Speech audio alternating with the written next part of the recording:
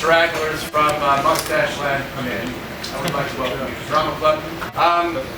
This is a very geeky cruise, the Jonathan Colton cruise, but within the geek subculture, as Will Wheaton talked about today, there is an even more geeky, despised, wretched group.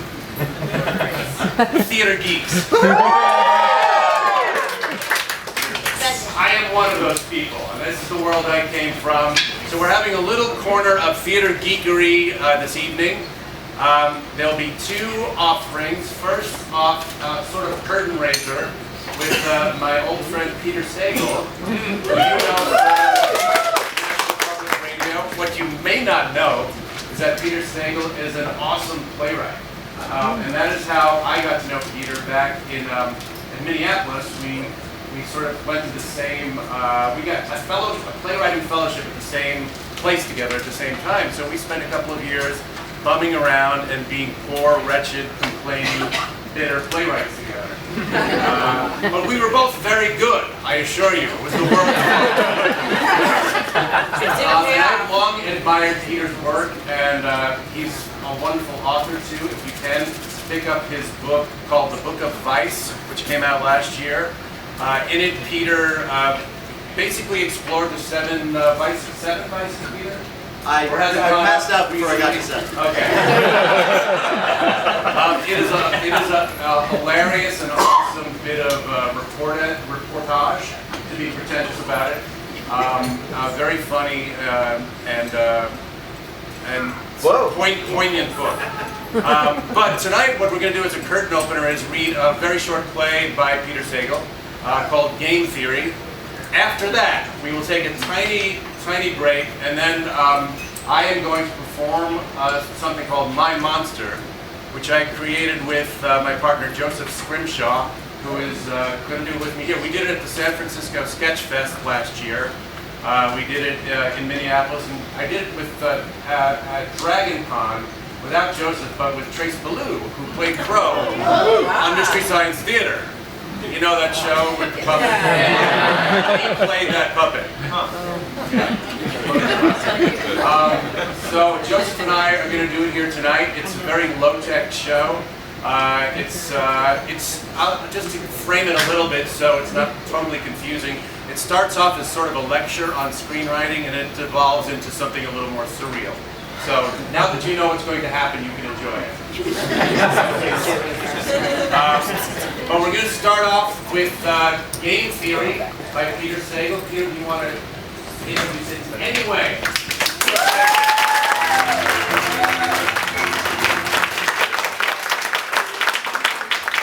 Apparently the Peter Sagal theme. This is a play that I wrote some years ago, and it's actually my most performed play. It's been done literally all over the world, which I find surprising. One thing you need to know is this is the set. Line. That's it.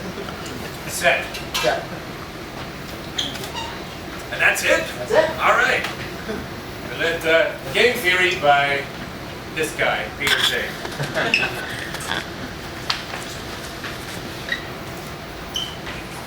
Let me... No, that's you. That's you. All right.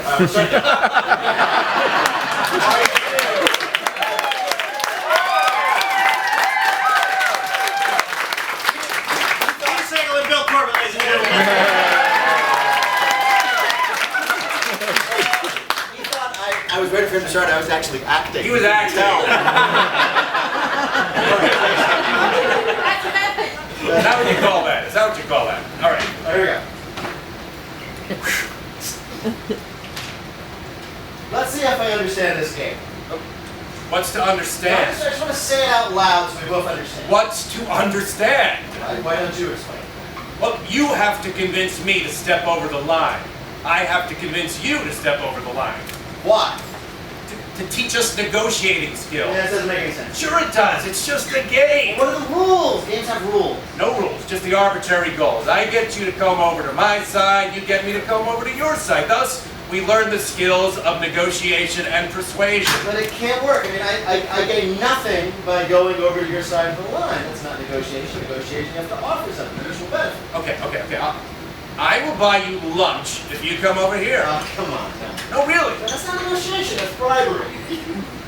Like you said, there are no rules, just results. You are the bottom line. What? The motto of the camp. I didn't know. Yeah, no, the guy written in the gate, above the gate in the grill work. Oh, come on, what do you say? I'll step over the line, I'll buy you lunch. How do I know that you will? Because I'm a nice guy. I keep my word. Ask anybody. Nobody here to ask. Everybody else is all over in the trust tower, dangling each other on ropes. You just have to trust me. Besides, getting a few lunch has got nothing to do with the game. If I cross over the line, I lose the game. So?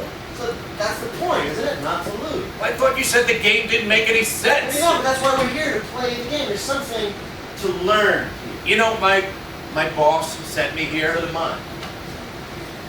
My boss is very eager to see how I do. I don't think anybody's going to grade us. This is supposed to improve our interpersonal business skills, our sense of self. Well, if my sense of self doesn't improve significantly, it's going to be out of a job. So what do you say? I think you're worried too much. It's just a game. There are lessons to be learned. If you win or you lose. So let me learn from winning. And then we can share our insights into the wait. Let's be logical. Let's be logical about it. All right? What are they trying to teach us? To figure out how to win. What would be the point of that? Winning. What? Well, How often in business do you have to convince someone to step across a line? it's a metaphor. Right. Yeah. For what? I don't know, for quarterly sales. I'll tell you what, I'll buy you dinner too. All the meals are included here. They're all low fat and nutritious. Then when we get out, I'll buy you dinner. We're going about this the wrong way.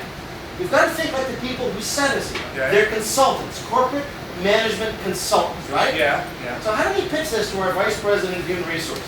Send us your junior execs for 5,000 a head. We'll teach them to cross lines.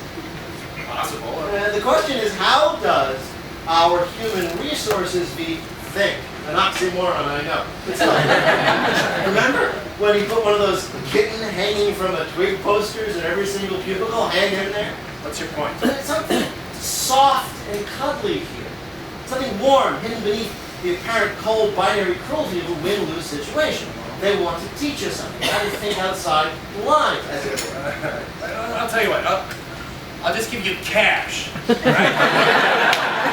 Buy your own dinner when you get back into the world. Get something with cream sauce, something with meat for Christ's sake. Well, I like meat. I like the food here. All right, okay, if you don't cross, I'll punch you. I'll tear you limb from limb. You have to cross the line to get to me in that.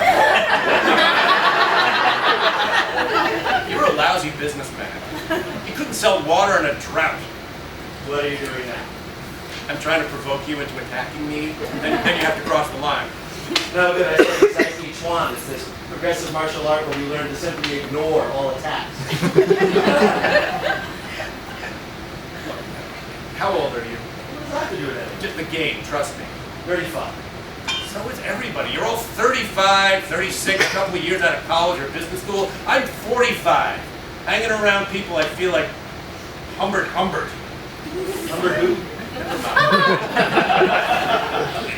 The thing is, you're all here to get started. I'm here because I've tried everything else. It's my job. Do you understand? What is your job, by the way? Vice President of Human Resources. Oh, sorry. Yeah. It wasn't always this way. I was like you. They put me in sales. They dangled those year-end bonuses like meat on a stick, and we all paid and yapped and went at it, but it wasn't any good, you know? They gave us this crap to sell, and I knew I didn't want any, and I couldn't think why anyone else would want any. No, you don't. You don't. You're young. You think everything's possible. You've always been brilliant. You've always been picked first. You think it's never going to end, but it will. Oh, it will. The last VP of Human Resources just vanished one day. I didn't even clean out his desk. They told me to take his place, and I just felt this cold wind, man. Now I sit there and I order kitten pictures or pictures of marathon runners and sunsets with these slogans. Go the distance!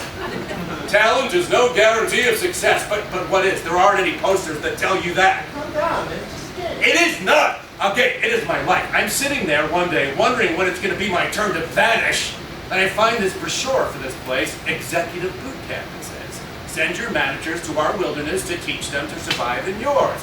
And the testimonials, the skills, the confidence, rappelling down cliffs without a care in the world. It's what I needed, so I wrote up a memorandum right away. Cool. Thanks. I really enjoyed it. This is my last chance, okay? Don't you see? You're young. What does it matter to you to lose this game? It's everything to me. Please, come across the line. Let me win. That's not necessary. Yes, it is. I just told No, you. I mean, for either one of us to win or lose, we can both win. You're crazy. It's one line, two sides, one winner, one loser. Yeah, sure. That's what it looks like. But they're trying to teach us to think laterally. Huh? If the choice is apples or oranges, we're supposed to think tutti frutti. I don't follow. Well, the rules say you win if the other person crosses the line. But they don't say only one person can win. So you mean We that both cross the line at the same time, we both win. that doesn't happen in real life? We don't expect it to happen. That's what they're trying to teach us. Cooperate to achieve all your goals. I can see that in the poster, can't you? We cross at the same time. Exactly. Okay. Then arm in arm, we go off to lunch. It's couscous, roasted chipotle peppers today. So this is supposed to make us better executives. Better people. Count of three. Okay. I count though. 1, 2, 3.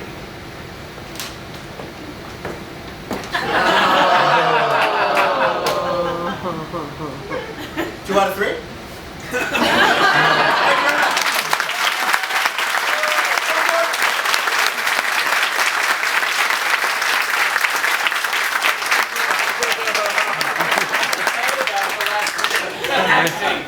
It's gonna take like a 1-minute break and get right into the thing, and I'll be even sweatier.